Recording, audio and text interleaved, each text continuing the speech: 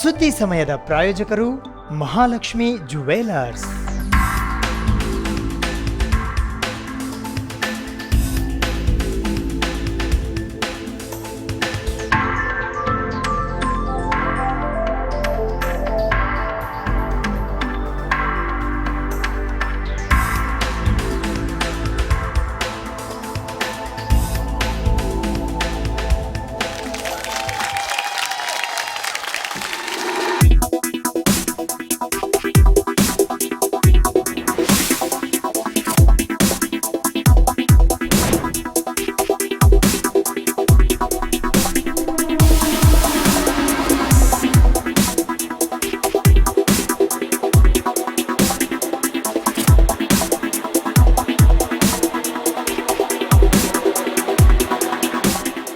Mahalakshmi jewellers, gold hub, main road, Gulbarga.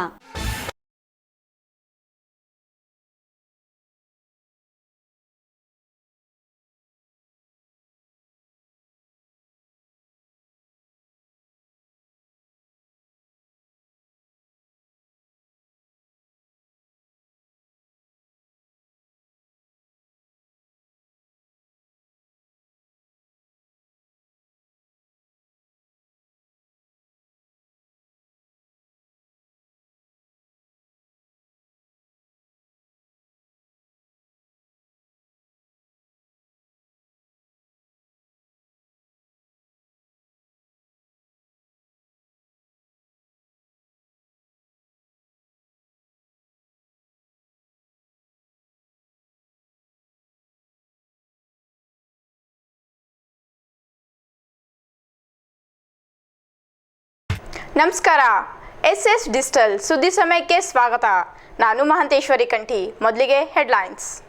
Kalaburagi ಜಿಲ್ಲಾ ಪಂಚಾಯತ್ ಸಭಾಂಗಣದಲ್ಲಿ ಜರುಗಿದ ವಂದನೆ ಸಾಮಾನ್ಯ ಸಭೆ. ಅಧ್ಯಕ್ಷತೆ ವಹಿಸಿದ ಜಿಲ್ಲಾ ಪಂಚಾಯತ್ ಅಧ್ಯಕ್ಷೆ ಸುವರ್ಣ ಹನುಮಂತರಾಯ ಮಾಲಾಜಿ. ಬೀದರ್ ಜಿಲ್ಲಾ ಪಂಚಾಯತ್ ಸಭಾಂಗಣದಲ್ಲಿ ಜರುಗಿದ ಪ್ರಗತಿ ಪರಿಶೀಲನಾ ಸಭೆ. ಅಧ್ಯಕ್ಷತೆ ವಹಿಸಿದ ಬೀದರ್ ಜಿಲ್ಲಾ ಉಸ್ತುವಾರಿ ಸಚಿವೆ ಉಮಾಶ್ರೀ. ಕೊಳವೆ ಬಾವಿ ಮರುಜಲಪೂರ್ಣ ಬಂದು ಅಭಿಯಾನ ಕುರಿತು ನಡೆದ ಸಂವಾದ ಕಾರ್ಯಕ್ರಮ. ಚಿತ್ರದುರ್ಗದ ಅಂತರ್ಜಲ ಸಂಶೋಧಕ ಹಾಗೂ ಮಳೆ ಕೊಯ್ಲು ತಜ್ಞ ಎನ್.ಜಿ. ದೇವರಾಜ್ ರೆಡ್ಡಿ ಅವರಿಂದ ವಿಶೇಷ ಉಪನ್ಯಾಸ. ಜಾಗತಿಕ ಮಟ್ಟದಲ್ಲಿ ತಲೆನೋವಾಗಿ ಪರಿಣಮಿಸಿದ ಪ್ಲಾಸ್ಟಿಕ್ ತ್ಯಾಜ್ಯ. ಕಲಬುರಗಿಯ ಕೆಬಿಎನ್ ಇಂಜಿನಿಯರಿಂಗ್ ವಿದ್ಯಾರ್ಥಿಗಳಿಂದ ಪ್ಲಾಸ್ಟಿಕ್ನಿಂದ ಇಂಧನ ತಯಾರಿಕೆ. ಗ್ರಾಮ ಪಂಚಾಯತ್ಗಳಿಗೆ 100 ಎರೆಹುಳು ಗೊಬ್ಬರ ಘಟಕ ಸ್ಥಾಪನೆ. ಗ್ರಾಮೀಣ ಉದ್ಯೋಗ ಖಾತ್ರಿ ಯೋಜನೆಯಡಿ ಗುರಿ ಎಂದ ಸಿಇಒ ಅನಿರುದ್ಧ್ ಶ್ರವಣ್. ಬೀದರ್ ನಗರದ ರಂಗಮಂದಿರದಲ್ಲಿ ನಡೆದ ಮುಂಗಾರು ಹಂಗಾಮು ಕುರಿತು ಜಾಗೃತಿ ಕಾರ್ಯಕ್ರಮ. ರಿಲಯನ್ಸ್ ಫೌಂಡೇಶನ್, ಕೃಷಿ ವಿಜ್ಞಾನ ಕೇಂದ್ರ, ಕೃಷಿ ಇಲಾಖೆ ಮತ್ತು ಕರ್ನಾಟಕ ಬೀಜ ನಿಗಮದಿಂದ ಜಂಟಿ ಆಯೋಜನೆ. ಬೀದರ್ ಜಿಲ್ಲೆಯಲ್ಲಿ ಖಾಸಗಿ ಶಾಲೆಗಳಿಂದ ಹೆಚ್ಚುವರಿ ದುಡ್ಡು ವಸೂಲಿ. ಸ್ವಾಭಿಮಾನಿ ಬಣದ ಕರವೇ ಕಾರ್ಯಕರ್ತರಿಂದ ಪ್ರತಿಭಟನೆ. ಶ್ರೀ ಲಾಲ್ ಚಂದ್ರ ಹನುಮಂತೇಶ್ವರ ಮಹಾರಾಜರ 11ನೇ ಪುಣ್ಯ ಸ್ಮರಣೋತ್ಸವ. ಬೀದರ್ ಜಿಲ್ಲೆ ಹುಮ್ನಾಬಾದ್ ತಾಲೂಕಿನ ಹಳಕೇಟ್ಕೆದಲ್ಲಿದೆ ಪೂಜ್ಯರ ಆಶ್ರಮ. ಈಗ ಸುದ್ದಿ ಸಮಯದ ವಿವರ. ಕಲಬುರಗಿ ಜಿಲ್ಲಾ ಪಂಚಾಯತ್ನ ಹೊಸ ಸಭಾಂಗಣದಲ್ಲಿ ಜಿಲ್ಲಾ ಪಂಚಾಯತ್ ಕಲಬುರಗಿಯ ಸಾಮಾನ್ಯ ಸಭೆ ಜರುಗಿತು.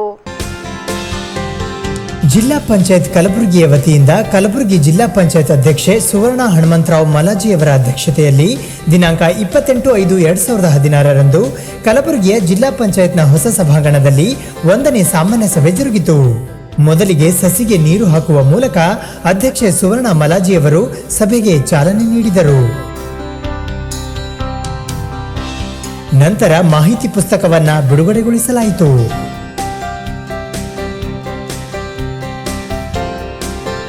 ತದನಂತರ ಮನವಿ ಪತ್ರಗಳನ್ನು ಸ್ವೀಕರಿಸಲಾಯಿತು.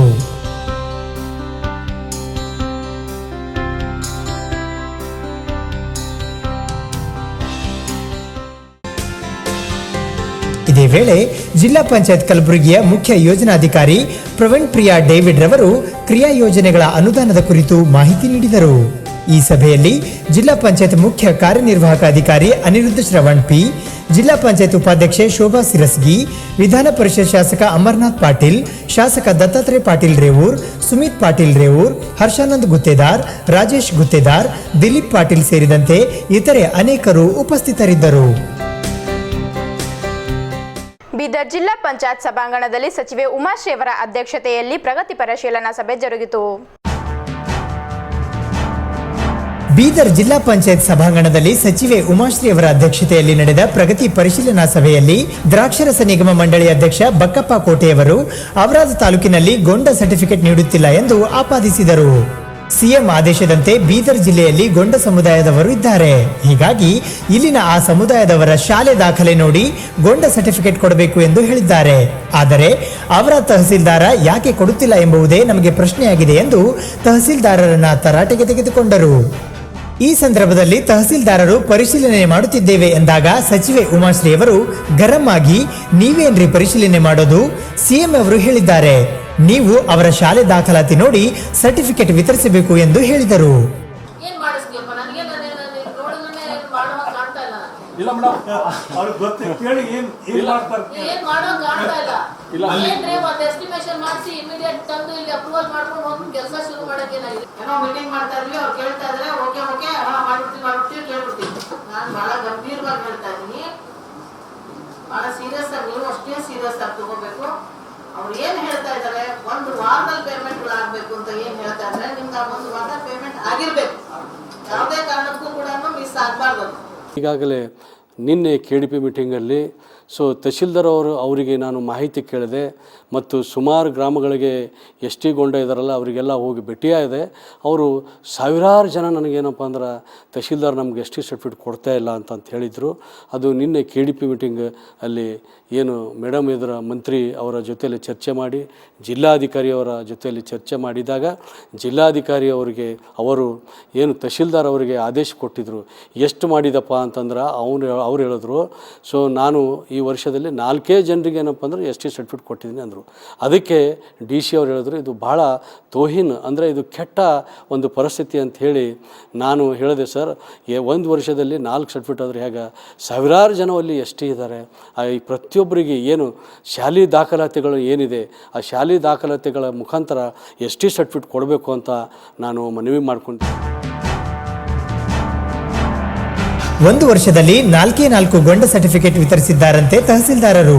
ಇದಕ್ಕೆ ಸಚಿವೆ ಉಮಾಶ್ರೀ ಅವರು ಮಾತನಾಡುತ್ತಾ, ಇನ್ನು ಮುಂದೆ ಗೊಂಡ ಸರ್ಟಿಫಿಕೇಟ್ ಕೊಡಬೇಕು ಎಂದು ತಹಸೀಲ್ದಾರರನ್ನ ಆದೇಶ ಮಾಡಿದರು. ವಿಜಯಕುಮಾರ್ ಸೂರ್ಯನ್, ಸುದ್ದಿ ಸಮಯ, ಬೀದರ್.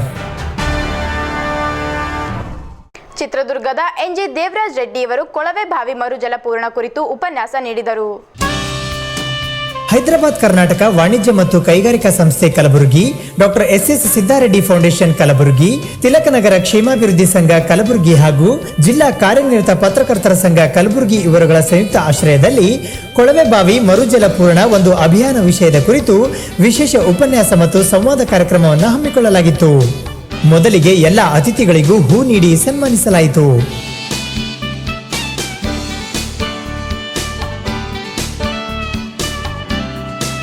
ನಂತರ ಜ್ಯೋತಿ ಬೆಳಗಿಸುವ ಮೂಲಕ ಕಾರ್ಯಕ್ರಮಕ್ಕೆ ಚಾಲನೆ ನೀಡಲಾಯಿತು.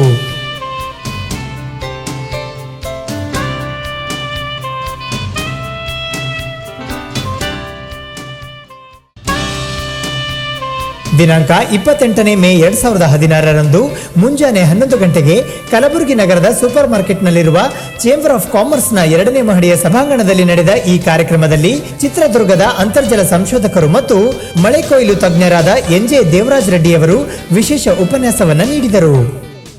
ಕಲಬುರಗಿಯಲ್ಲಿ ನೀರಿನ ಸಮಸ್ಯೆ ಅಂತಂದ್ರೆ ನಾವೆಲ್ಲರೂ ಮನಸ್ಸು ಮಾಡಿದ್ದೆ, ಆದರೆ ಕಲಬುರಗಿಯಲ್ಲಿ ಖಂಡಿತ ನಾವು ಜಲಾಂದೋಲನ ಮಾಡಿ ಒಂದು ಜಲ ಸಂಪತ್ತು ಭರಿತ ಒಂದು ಜಿಲ್ಲೆಯನ್ನು ಮಾಡಲಿಕ್ಕೆ ಎಲ್ಲ ಅವಕಾಶಗಳಿದೆ ಅಂತಂದ್ರೆ ನನ್ನ ಒಂದು ಅನಿಸಿಕೆ. ಆದ್ಮೇಲೆ ಯಾಕಂದರೆ ರೈತರೇ ಜಾಸ್ತಿ ಬಂದಿರೋದ್ರಿಂದ ನಾನು ಒಬ್ಬ ರೈತರ ಮಗ ಅಂತ ಹೇಳ್ಕೊಳ್ಳೋದು ನನಗೆ ಭಾಳ ಸಂತೋಷ ಆಗುತ್ತೆ. ಇವತ್ತಿನ ಸಂದರ್ಭ ಹೇಗಿದೆ ಅಂತಂದರೆ ನೀರು ನೀರು ನೀರು ಎಲ್ಲಿ ಬೋರ್ ಕೊಟ್ಟರು ನೀರಿಲ್ಲ. ಕಲಬುರಗಿಯಲ್ಲಿ ಬೋರ್ ಕೊಟ್ಟರು ನೀರು ಬರ್ತಾ ಇಲ್ಲ, ಮಂಗಳೂರಲ್ಲಿ ಬೋರ್ ಕೊಟ್ಟರು ನೀರು ಬರ್ತಾ ಇಲ್ಲ, ಉಡುಪಿಯಲ್ಲೂ ನೀರಿಲ್ಲ, ಎಲ್ಲ ಕಡೆಗೂ ನೀರಿನ ಅಭಾವ ಎದ್ದು ಕಾಣ್ತಾ ಇದೆ.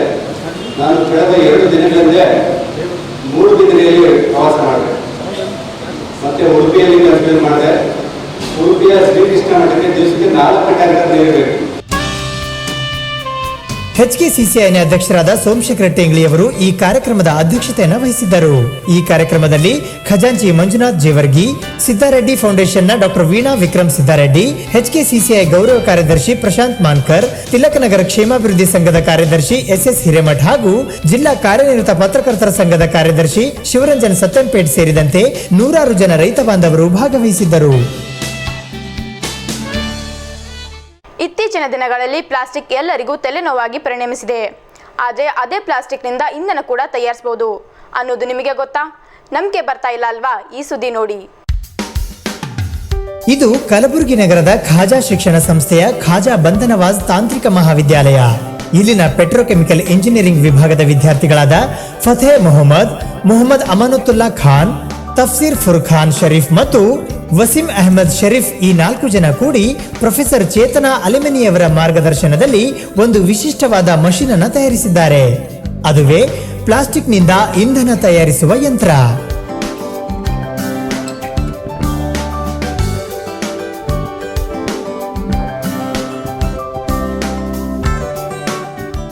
My name is Fateh Mohammed, and we are from a group.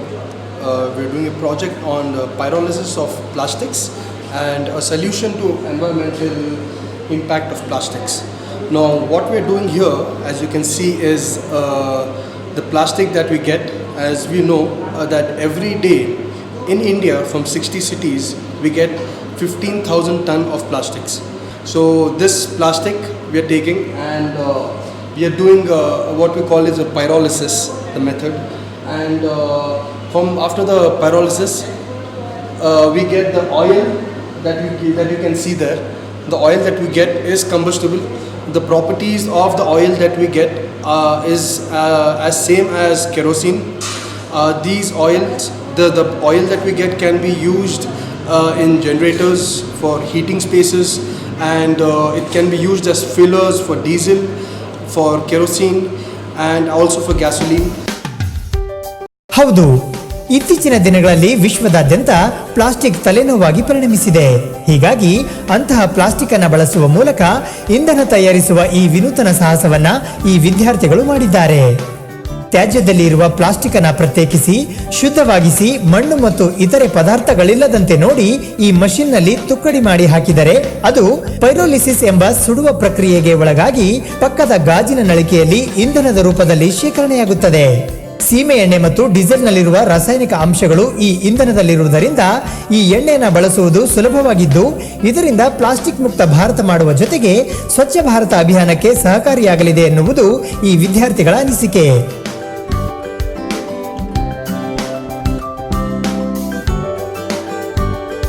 Economically ಆಮೇಲೆ ಈಕೋ ಫ್ರೆಂಡ್ಲಿ ಮಾಡೋಣ ಪ್ಲಾಸ್ಟಿಕ್ಸ್ಗೆ, ಅದಂತೂ ಯಾವ ಥರ ಇನ್ನೂ ರೀಯೂಸ್ ಮಾಡ್ಬೋದು ಅಂತಾರ ನಾವು ಈ ಪ್ರಾಜೆಕ್ಟ್ ಮಾಡಿದ್ದೀವಿ. ಅದು ಹೆಸರು ಅಂದರೆ ಪೈರಾಲಿಸಿಸ್ ಅಂತ ಬರುತ್ತೆ. ಅದು ಪ್ರೊಸೆಸ್ಸು, ಅದು ವೇಸ್ಟ್ ಪ್ಲಾಸ್ಟಿಕ್ಗೆ ನಾವು ಆಯಿಲ್ ಅಂತ ಕನ್ವರ್ಟ್ ಮಾಡ್ತೀವಿ. ನಾವು ಅದರಲ್ಲಿ ಯೂಸ್ ಮಾಡಿರೋದೆಲ್ಲ ಕಂಪ್ಲೀಟ್ ಸ್ಟೇನ್ಲೆಸ್ ಸ್ಟೀಲ್ ಮೆಟೀರಿಯಲ್ಲು. ಆಮೇಲೆ ಇದು ಯಾಕಂದರೆ ನಮಗೆ ಈ ಥರ ಪ್ರಾಜೆಕ್ಟ್ ಬಂದಿದೆ ಮೈಂಡ್ಗೆ ಅಂದರೆ, ಈಗ ನಮ್ಮ ಅಕ್ಕಪಕ್ಕ ಎಲ್ಲ ನೋಡಿದ್ರೆ ಎಲ್ಲ ಕಡೆ ಪ್ಲಾಸ್ಟಿಕ್ ಅಂತೂ ತುಂಬ ಸಖತ್ ಬಿಟ್ಟಿರುತ್ತೆ. ಅದಕ್ಕೆ ಅದು ಯಾವ ಥರ ಅದಕ್ಕೆ ರೆಡ್ಯೂಸ್ ಮಾಡ್ಕೋಬೋದು, ಅದು ಯಾವ ಥರ ಅದಕ್ಕೆ ಒಳ್ಳೆತನಾಗಿ ಯೂಸ್ ಮಾಡ್ಕೋಬೋದು ಅಂತ ಪ್ರಶ್ನೆ ಯಾವಾಗಲೂ ನಮ್ಮ ಮೈಂಡಲ್ಲಿ ಬರ್ತಾ ಇರುತ್ತೆ. ಅದಕ್ಕೆ ಅದು ನಾವು ಈ ಥರ ಇಂಪ್ಲಿಮೆಂಟ್ ಮಾಡ್ಕೊಂಡಿದ್ದೀವಿ.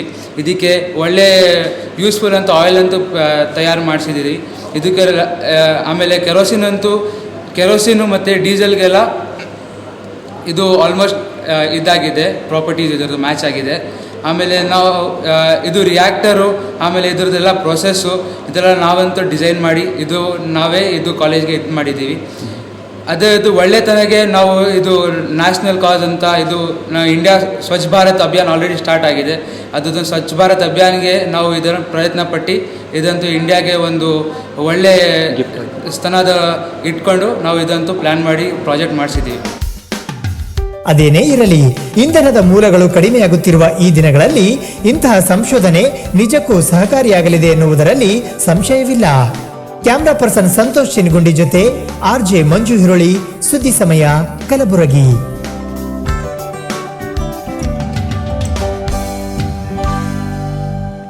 ಈಗ ಸುದ್ದಿ ಸಮಯದಲ್ಲಿ ಚಿಕ್ಕದೊಂದು ಬ್ರೇಕ್ ನಂತರ ಮತ್ತೆ ಸುದ್ದಿ ಸಮಯ ಮುಂದುವರಿಯುತ್ತದೆ. ಸುದ್ದಿ ಸಮಯದ ಪ್ರಾಯೋಜಕರು ಮಹಾಲಕ್ಷ್ಮಿ ಜುವೆಲರ್ಸ್.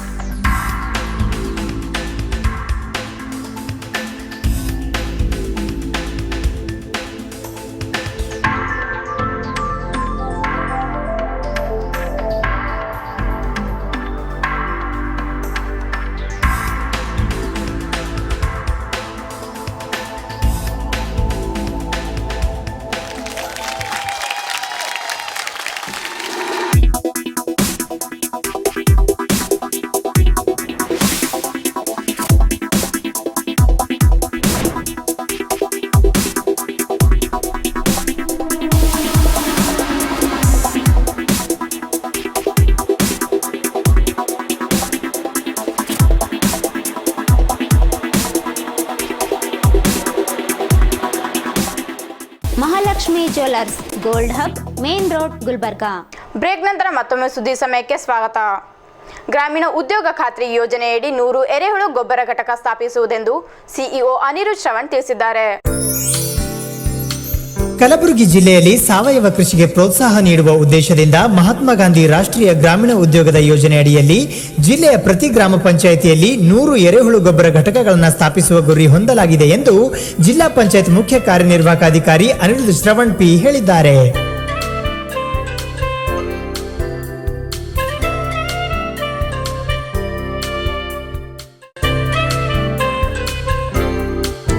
ತಾಲೂಕಿನ ಕೋಟ್ನೂರು ಡಿ ಗ್ರಾಮದ ಜಿಲ್ಲಾ ಕೃಷಿ ತರಬೇತಿ ಕೇಂದ್ರದಲ್ಲಿ ಶುಕ್ರವಾರ ಸುದ್ದಿಗಾರರೊಂದಿಗೆ ಮಾತನಾಡಿದ ಅವರು, ಈ ಕೃಷಿ ತರಬೇತಿ ಕೇಂದ್ರದಲ್ಲಿ ಮಹಾತ್ಮ ಗಾಂಧಿ ರಾಷ್ಟ್ರೀಯ ಗ್ರಾಮೀಣ ಉದ್ಯೋಗ ಖಾತ್ರಿಯಡಿ ಮಾದರಿ ಎರೆಹುಳು ಗೊಬ್ಬರ ಘಟಕ ಸ್ಥಾಪಿಸಿದ್ದು, ಈ ಘಟಕ ನಿರ್ವಹಿಸಲು ಹಾಗೂ ಎರೆಹುಳುಗಳ ಬೆಳವಣಿಗೆ ಮಾಡಿ ರೈತರಿಗೆ ಕನಿಷ್ಠ ದರದಲ್ಲಿ ವಿತರಿಸಲು ಮಹಿಳಾ ಸ್ವಸಹಾಯ ಗುಂಪು ಮುಂದೆ ಬಂದಿದೆ ಎಂದರು.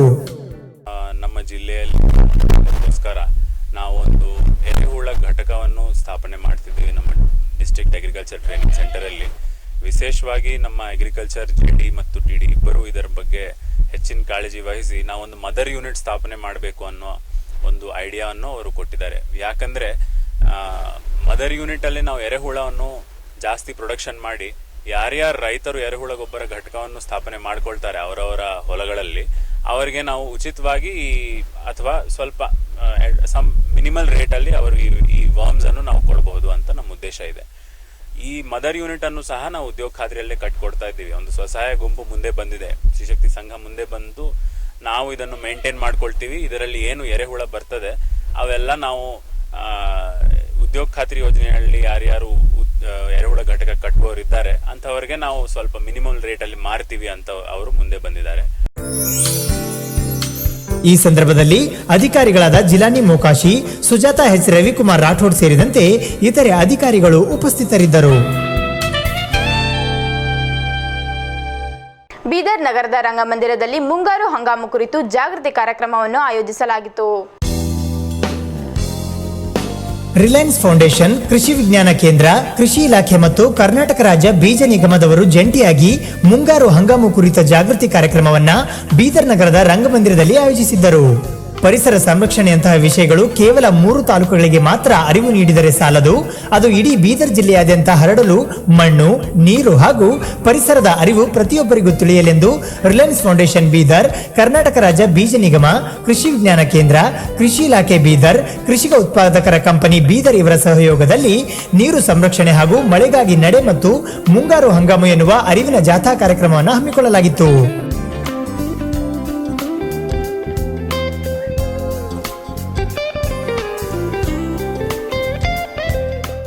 ಇದು ಮುಂಗಾರು ಹಂಗಾಮು ಕೃಷಿ ವಿಚಾರವಾಗಿ ಕೃಷಿಯಲ್ಲಿ ನಮ್ಮ ರೈತರು ಯಾವ ರೀತಿಯ ತಾಂತ್ರಿಕತೆಗಳನ್ನು ಅಳವಡಿಸ್ಕೋಬೇಕು ಮತ್ತು ಮುಖ್ಯವಾಗಿ ಬೀಜ ಮತ್ತು ತಳಿಗಳಲ್ಲಿ ವಿಶೇಷವಾಗಿ ಏನು ತಿಳ್ಕೋಬೇಕಾಗಿದೆ, ಇದರ ಉದ್ದೇಶಕ್ಕೋಸ್ಕರ ಈ ಒಂದು ಕಾರ್ಯಕ್ರಮವನ್ನು ಮಾಡಿದ್ದೇವೆ. ಇಲ್ಲಿ ಮುಖ್ಯವಾಗಿ ಜಾಥಾ ಮುಖಾಂತರ ಜನಗಳಿಗೆ ಮಳೆ ಮತ್ತು ಮರಗಳು, ಗಿಡಗಳು ಮತ್ತು ತಳಿಗಳ ಬಗ್ಗೆ ಅರಿವು ಮೂಡಿಸೋದಕ್ಕೋಸ್ಕರ ಒಂದು ಜಾಥಾವನ್ನು ಮಾಡಿದ್ದೇವೆ. ತದನಂತರ ನಮ್ಮ ಕೃಷಿ ವಿಜ್ಞಾನ ಕೇಂದ್ರ, ಜನವಾಡ, ಕೃಷಿ ಇಲಾಖೆ ಆ ಥರ ಸಾಕಷ್ಟು ಸಂಘ ಸಂಸ್ಥೆಗಳ ಮುಖಾಂತರ ಸೇರಿಕೊಂಡು ತಳಿಗಳ ಬಗ್ಗೆ, ತಂತ್ರಜ್ಞಾನಗಳ ಬಗ್ಗೆ ಮುಕ್ತವಾದ ಒಂದು ಚರ್ಚೆ ಆಗಬೇಕು ಅನ್ನೋ ಉದ್ದೇಶದಿಂದ ಬೀದರ್ನಲ್ಲಿ 28ನೇ ತಾರೀಕು ರಂಗಮಂದಿರದಲ್ಲಿ ಈ ಕಾರ್ಯಕ್ರಮವನ್ನು ಇಟ್ಕೊಂಡಿದ್ದೀವಿ. ಸುಮಾರು ಒಂದು 2000 ಜನ ಈ ಒಂದು ಕಾರ್ಯಕ್ರಮದ ಅನುಕೂಲವನ್ನು ಪಡ್ಕೋತಾ ಇದ್ದಾರೆ. ರಿಲಯನ್ಸ್ ಫೌಂಡೇಶನ್ ನೇರವಾಗಿ 35 ಗ್ರಾಮಗಳಲ್ಲಿ ಕೆಲಸ ಮಾಡ್ತಾ ಇದೆ. ಅದ್ರ ಜೊತೆಗೆ ಬೇರೆ ಬೇರೆ ಗ್ರಾಮ, ಹಳ್ಳಿಗಳು ಕೂಡ ಜನ ನಮ್ಮ ರೈತರು ಬಂದು ಈ ಒಂದು ಕಾರ್ಯಕ್ರಮದ ಪ್ರಯೋಜನವನ್ನು ತಗೋತಾ ಇದ್ದಾರೆ.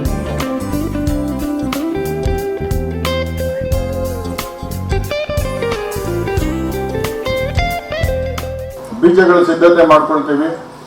ಇನ್ನಿತರ ಎಲ್ಲ ಪರಿಕರಗಳನ್ನ ನಾವು ದಾಸ್ತಾನು ಮಾಡ್ಕೊಳ್ತೀವಿ. ಈ ಸಿದ್ಧತೆಯನ್ನ ಕ್ರಮಬದ್ಧವಾಗಿ ಹೇಗೆ ಮಾಡ್ಕೋಬೇಕು, ಸಾಧಕ ಬಾಧಕಗಳೇನು, ಮುಂದೆ ಬರುವಂತ ತೊಂದರೆಗಳೇನು, ನಮ್ಮ ಎದುರುಗಡೆ ಏನೇನು ಚಾಲೆಂಜಸ್ ಇದೆ, ಬೀಜಕ್ಕೆ ಕುರಿತಾಗಿ ನಮ್ಮ ಹತ್ರ ಸಾಕಷ್ಟು ಬೀಜ ಇದೆಯಾ, ಮುಂಗಾರಲ್ಲಿ ಯಾವ್ಯಾವ ಬೀಜಗಳನ್ನ ಬಿತ್ತುತ್ತೀವಿ, ಮತ್ತು ಅದಕ್ಕೆ ಬರುವಂತ ರೋಗಗಳ್ಯಾವುವು, ನಮ್ಮ ಬೇಸಾಯ ಪದ್ಧತಿಗಳನ್ನ ಯಾವ ವೈಜ್ಞಾನಿಕ ರೀತಿಯಿಂದ ಅಳವಡಿಸ್ಕೋಬೇಕು. ಈ ಕಾರ್ಯಕ್ರಮದಲ್ಲಿ ಮುಂಗಾರು ಕೃಷಿ ಕುರಿತು ಜಿಲ್ಲೆಯ ಸರ್ಕಾರಿ ಇಲಾಖೆಗಳ ಉನ್ನತ ಅಧಿಕಾರಿಗಳು, ಪರಿಸರ ಪ್ರೇಮಿಗಳು, ಬುದ್ಧಿಜೀವಿಗಳು ಭಾಗವಹಿಸಿ ಸಭೆಯನ್ನು ಉದ್ದೇಶಿಸಿ ಉಪನ್ಯಾಸ ನೀಡಿದರು. ಈ ಕಾರ್ಯಕ್ರಮದಲ್ಲಿ ಬೀದರ್ ಜಿಲ್ಲೆಯ ಜಿಡಿಎ ಜಿಯಾವುಲ್ಲಾ ಖಾನ್, ಕೆವಿಕೆ ರವಿ ದೇಶ್ಮುಖ್, ಕರ್ನಾಟಕ ರಾಜ್ಯ ಬೀಜ ನಿಗಮ ಮಂಡಳಿ ಕಾರ್ಯದರ್ಶಿ ಅನಿಲ್ ರಾಜ್ ಬಿರಾದಾರ್, ದೇವಿದಾ ಪಾಟೀಲ್, ಸಾವಿತ್ರಮ್ಮ, ಸಿಆರ್ ಕೊಂಡಾ, ಮಹಾಂತೇಶ್ ಹಾಗೂ ಜಿಲ್ಲೆಯ ಎಲ್ಲಾ ತಾಲೂಕಿನ ರೈತ ಬಾಂಧವರು ಕಾರ್ಯಕ್ರಮದಲ್ಲಿ ಹಾಜರಿದ್ದರು. ವಿಜಯ್ ಕುಮಾರ್ ಸೂರ್ಯನ್, ಸುದ್ದಿ ಸಮಯ, ಬೀದರ್. ಬೀದರ್ ಜಿಲ್ಲೆಯ ಖಾಸಗಿ ಶಾಲೆಗಳು ಹೆಚ್ಚುವರಿ ದುಡ್ಡನ್ನು ವಸೂಲಿ ಮಾಡುತ್ತಿರುವುದನ್ನು ಖಂಡಿಸಿ ಕರವೇ ಕಾರ್ಯಕರ್ತರು ಪ್ರತಿಭಟನೆ ನಡೆಸಿದರು. ಬೀದರ್ ಜಿಲ್ಲೆಯಲ್ಲಿ ಖಾಸಗಿ ಶಾಲೆಗಳು ಸಂಬಂಧಪಟ್ಟ ಇಲಾಖೆಯಿಂದ ಕನ್ನಡ ಮಾಧ್ಯಮದಲ್ಲಿ ಶಾಲೆಗೆ ಅನುಮತಿ ಪಡೆದು ಸಿಬಿಎಸ್ಇ ಪಠ್ಯಕ್ರಮವನ್ನು ಬೋಧಿಸುವುದನ್ನು ಹಾಗೂ ಹೆಚ್ಚುವರಿಯಾಗಿ ದುಡ್ಡು ವಸೂಲಿ ಮಾಡುತ್ತಿರುವುದನ್ನು ಖಂಡಿಸಿ ಸ್ವಾಭಿಮಾನಿ ಬಣದ ಕರವೇ ಕಾರ್ಯಕರ್ತರು ಪ್ರತಿಭಟನೆ ಮಾಡಿ ಆಕ್ರೋಶ ವ್ಯಕ್ತಪಡಿಸಿದರು.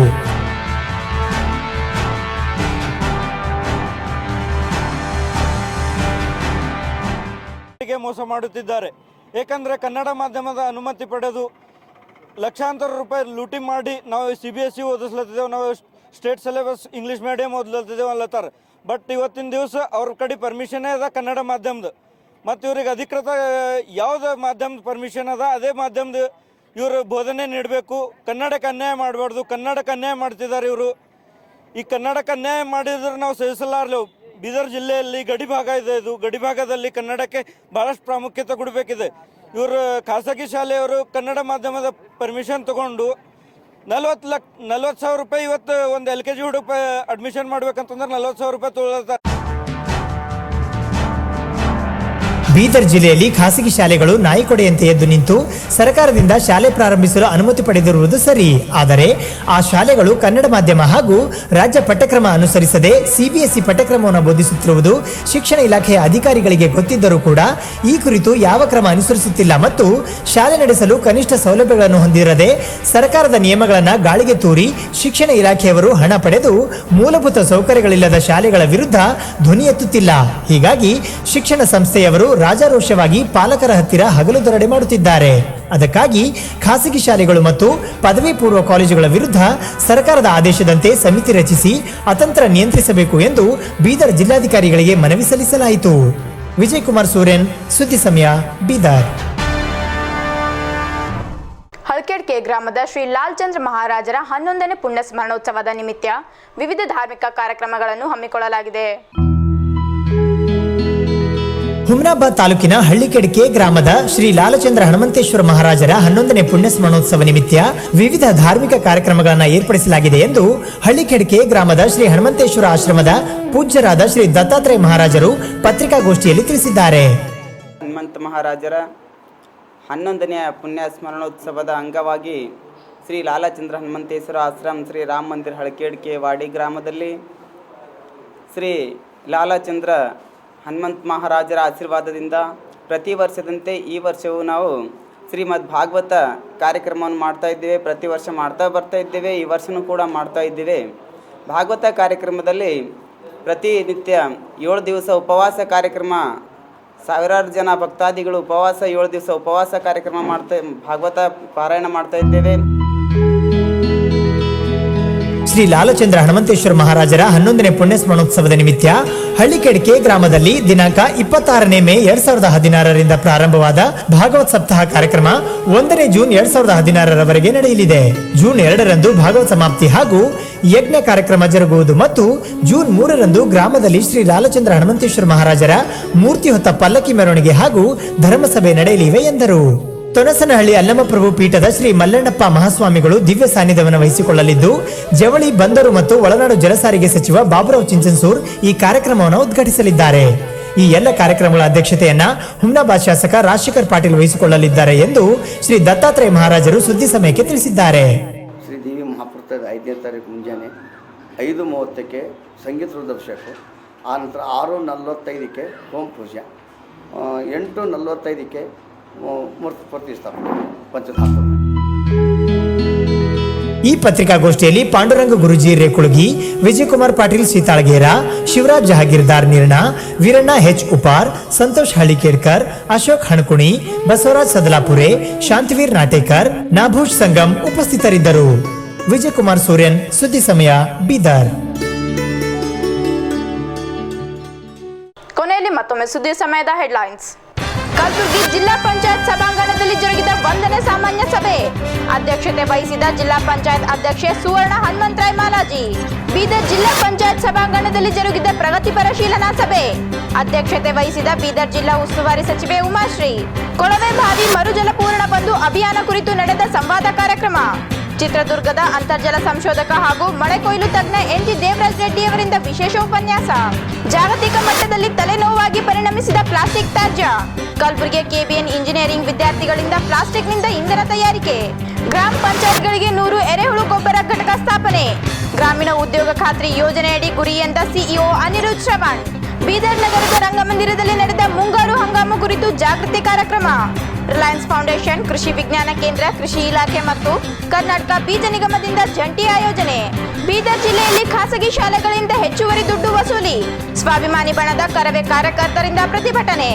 ಶ್ರೀ ಲಾಲ್ಚಂದ್ರ ಹನುಮಂತೇಶ್ವರ ಮಹಾರಾಜರ 11ನೇ ಪುಣ್ಯಸ್ಮರಣೋತ್ಸವ. ಬೀದರ್ ಜಿಲ್ಲೆ ಹುಮ್ನಾಬಾದ್ ತಾಲೂಕಿನ ಹಳಕೇಟ್ಗೆದಲ್ಲಿದೆ ಪೂಜ್ಯರಾಶ್ರಮ. ಇದಿಷ್ಟು ಇವತ್ತಿನ ನಮ್ಮ ಸುದ್ದಿ ಸಮಯ. ಮತ್ತೆ ಮುಂದಿನ ಸುದ್ದಿ ಸಮಯದಲ್ಲಿ ಭೇಟಿಯಾಗೋಣ. ಸ್ಥಳೀಯ ಸುದ್ದಿಗಳಿಗಾಗಿ ಸದಾ ನೋಡ್ತಾ ಇರಿ ನಮ್ಮ ಸುದ್ದಿ ಸಮಯ. ವಂದನೆಗಳು.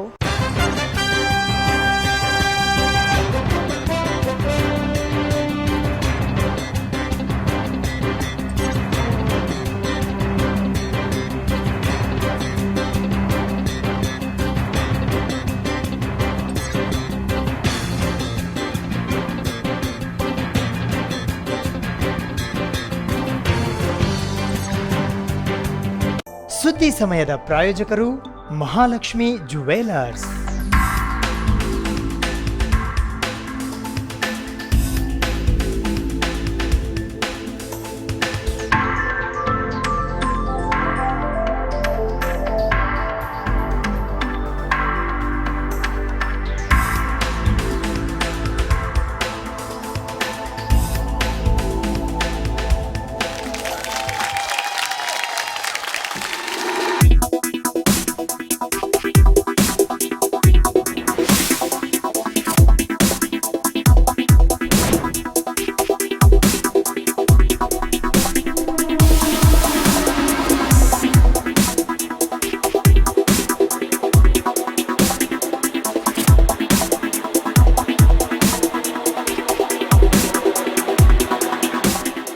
Mahalakshmi jewellers, gold hub, main road, Gulbarga.